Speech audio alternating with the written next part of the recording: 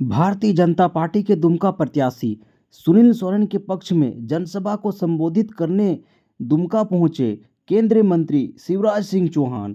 इस दौरान जेएमएम और कांग्रेस पर जमकर बरसे। जेएमएम और कांग्रेस पर लगाए कई आरोप। आदिवासी के बारे में इस दौरान क्या कहा, सुनिए। के कारण हमारी बेटी संकट में है, इन घुसपैठियों के कारण हमारी रोटी संकट में है, और इन घुसपैठियों के संरक्षक हैं हेमंत सोरेन। कांग्रेस, जेएमएम, आरजेडी वो उनको घुसाते हैं, यहाँ बसाते हैं, उनका आधार कार्ड बनवाते हैं, उनका राशन कार्ड बनवाते हैं, वोटर लिस्ट में उनका नाम लिखाते हैं, क्योंकि ये इनको वोट देते हैं। वोटों के लालच में ये भूखे भेड़िए झारखंड की अस्मिता के साथ समझौता कर रहे हैं, हमारे सम्मान के साथ खिलवाड़ कर रहे हैं। और इसलिए आज मामा ये कहने आया है, जागो मेरे बहनों और भाइयों, आज एक नई क्रांति की जरूरत है। हम किसी के खिलाफ नहीं है, लेकिन ये देश है कि धर्मशाला, जब जिसकी मर्जी आएगी हमारी धरती पे घुस जाएगा और हमारी जमीनें हत्या लेगा। दुनिया में कोई देश ऐसा नहीं होने देता। मैं आज आपको ये वचन देने आया हूं, मेरी बहनों, मेरे भाइयों, मेरे बेटा बेटियों, भारतीय जनता पार्टी को जिता दो।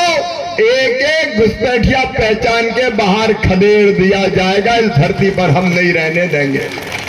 आप बताओ, बांग्लादेशी घुसपैठियों को हमारे यहाँ रहना चाहिए क्या? जोर से बोल के बताओ, रहना चाहिए क्या?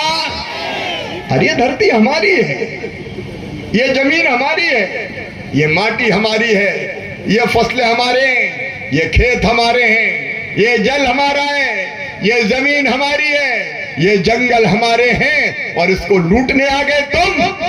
किसी भी कीमत पर नहीं होने देंगे। इसलिए संथाल परगना की धरती पर एक नई क्रांति की जरूरत है, एक नई क्रांति की उलगुलान। फिर से उठ जाओ और एक नई क्रांति इस धरती पर प्रारंभ करो। हम इनको नहीं रहने देंगे। आने वाली पीढ़ियों का क्या होगा, हमारे भविष्य का क्या होगा? और इसलिए मैं आज सावधान करने आया हूं।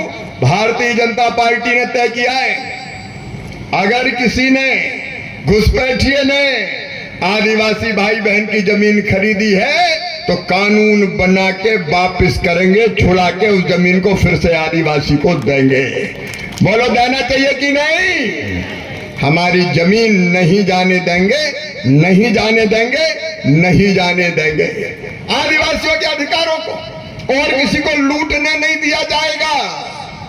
अगर कोई ने शादी भी धोखा दे के कर ली होगी तो फिर उसको आदिवासी नहीं माना जाएगा। बहनों और भाइयों, तुम्हारे हक नहीं छीनने दिए जाएंगे।